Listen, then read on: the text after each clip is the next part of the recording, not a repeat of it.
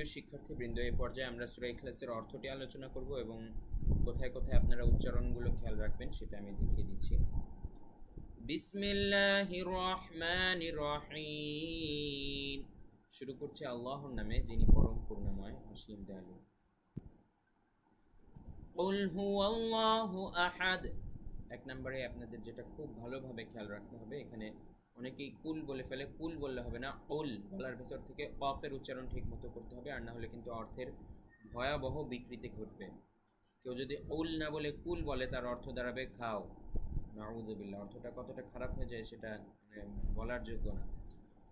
তাই আমাদের খুব সাবধানতার সহিত উল উচ্চারণটা, কফের উচ্চারণ ঠিকভাবে করতে হবে।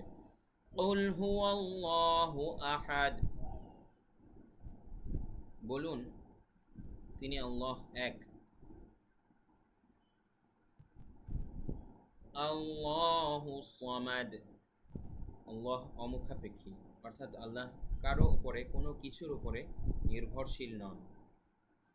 আল্লাহু সামাদ, আল্লাহু এখানে এক আলিফ টান হবে, তারপরে সামাদ শেষে কলকলা হবে।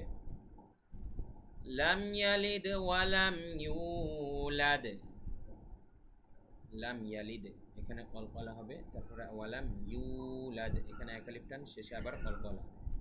তিনি কাউকে জন্ম দেননি এবং কেউ তাকে জন্ম দেয়নি। লাম ইয়ালিদ ওয়া লাম ইউলাদ ওয়া লাম ইয়াকুল লাহু কুফুয়ান আহাদ।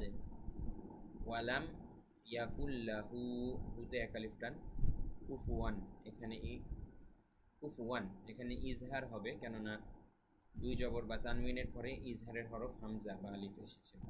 কুফুয়ান আহাদ শেষে কলকলা। ওয়ালাম ইয়াকুল লাহু কুফুয়ান আহাদ, এবং তার সমকক্ষ, তার সমতুল্য কেউ নেই। আশা করি অর্থটা বুঝতে পেরেছেন।